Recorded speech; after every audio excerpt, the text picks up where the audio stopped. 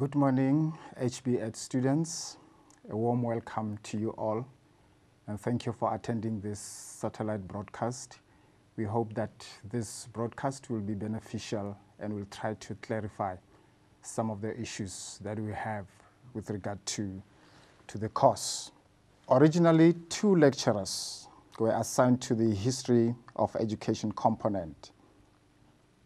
As from 2011 June, Mr. Bloomfoot has joined the team as a UNISA contract lecturer.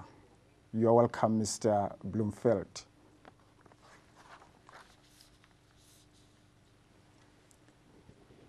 You'll be able to contact Mr. Bloomfield via email and on the My UNISA facility. Please remember that when you email a lecturer, you are required to CC all other lecturers. This is to avoid a duplication of response. Kindly remember that there are over 4,400 students in the course. Ladies and gentlemen, it is impossible to cover every aspect of the HB Ed ECS course in 1.5 hours. On the screen now, there are 5 aspects with which I will deal. Firstly, I'm going to touch on the orientation to the HB Ed ECS module. I'm also going to give you feedback on assignment 01 and 02.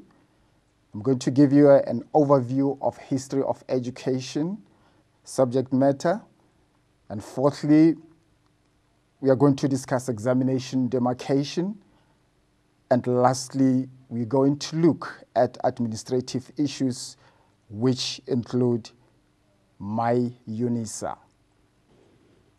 We begin with an orientation to the module, HB Ed ECS. As you are aware, there are 2 components to the module. That is the history of education and comparative and international education, CIE. Both carry equal weight, that is 50% of the module. The graphics on this slide seek to reinforce the content of this course. Together, the 2 components, that is comparative and international education and history of education, seeks to contextualize education in South Africa within a global framework historically and at the present time. This satellite broadcast will only focus on the history of education component. The comparative and international component will be dealt with separately. The CIE lecturers are responsible for their presentation. Should you have any queries in regard to the CIE broadcast, please contact one of the CIE lecturers. I hope that you have all been able to purchase your own copy of the prescribed text. A History of Schooling in South Africa, Method and Context. Lecturers are aware of the problems that some students have had in purchasing the text. Such factors are regrettable, beyond our control. Nevertheless, be assured that we do follow up on problems as they become evident. A brief word about the text at this juncture. This book is not a text that you can process the night before an exam. It is essential that you revisit your text consistently so as to become familiar with the content. It is critical that you process the information. Mind maps and other learning devices will be extremely helpful in doing so.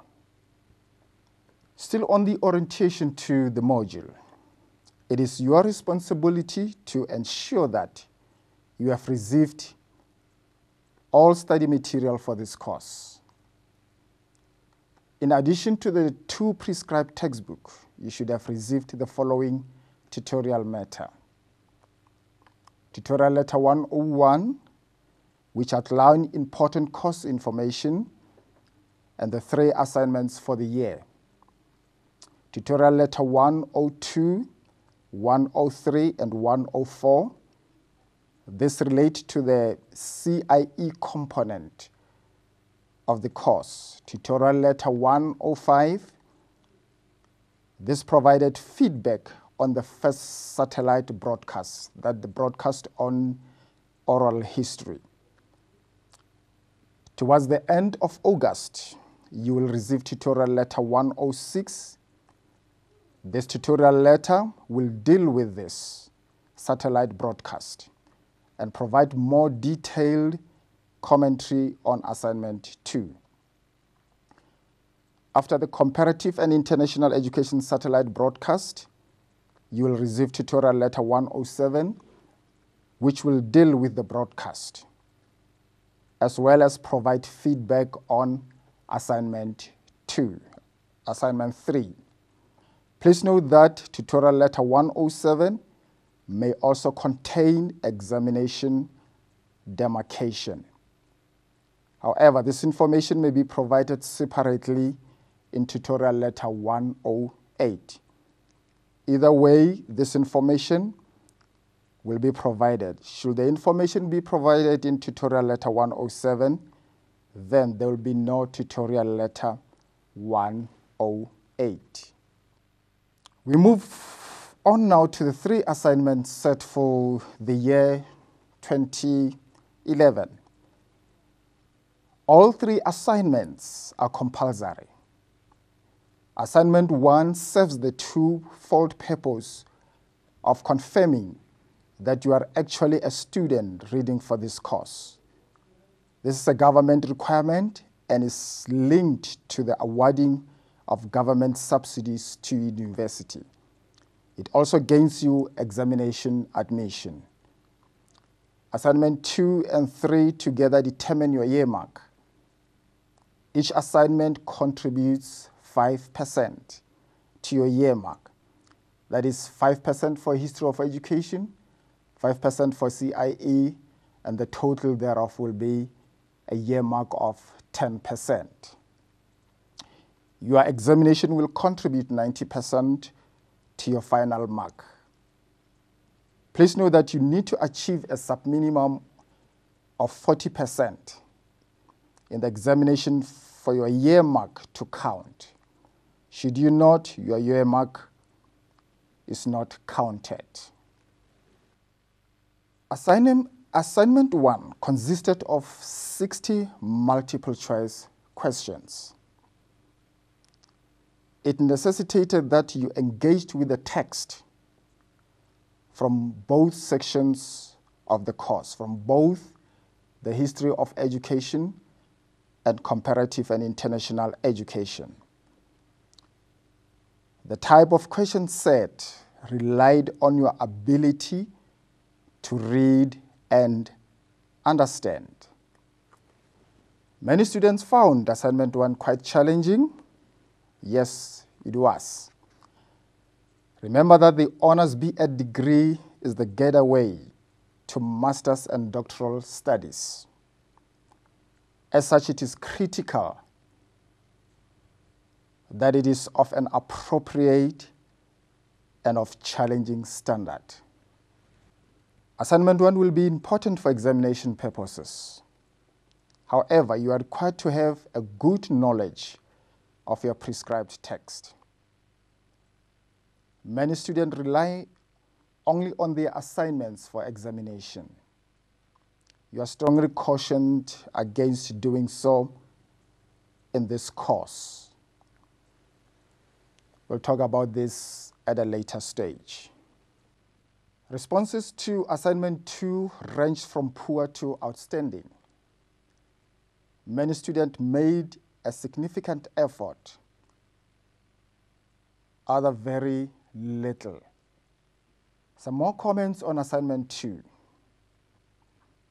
It is critical that all assignments have a table of contents and a bibliography. These are standard features of an assignment. Should you require further information on format, you are advised to consult Tutorial Letter 301, which is sent to all Honours B.Ed students. Referencing in particular often needs attention. Some of the students couldn't reference what they have written in their text. Guidance on this aspect can be found on pages 14 to 15 of Tutorial Letter 301. More comments on assignment number 2. At honours level, really poor language and spelling is unacceptable. Many assignments that we have marked revealed poor language and spelling. As lecturers, we are aware that many students do not have access to computers. We encourage you, if possible, to make every effort to become computer literate. A word processing program will enable you to check spelling and grammar. Should you consider registering for a master's degree in the future, it is essential that you become computer literate. It was also clear that assignments have often been rushed with little thought given to them. Time spent on doing assignments well is not time wasted. That is important. It was particularly disconcerting that the oral history task, in which you had to engage in your own research, in many cases, was not taken seriously. Engaging in research is a critical component of the honours course. So it does not abode well if you did not do well in this section for the assignment. At honours level, which is the stepping stone to registering for master's studies, you have to be able to plan. You should be able to design and also to engage in independent research. Question 1 of assignment number 2. Let's have a look at it. To do this question, you needed to study chapter 1 and 2. Chapter 2 deals with the research methods used in history of education. That is, text analysis is one of the data collection strategies used in HE, as a visual research method, and oral history research, which was the focus of question 2 and 3 respectively. Chapter 4 provides background on education during colonial times.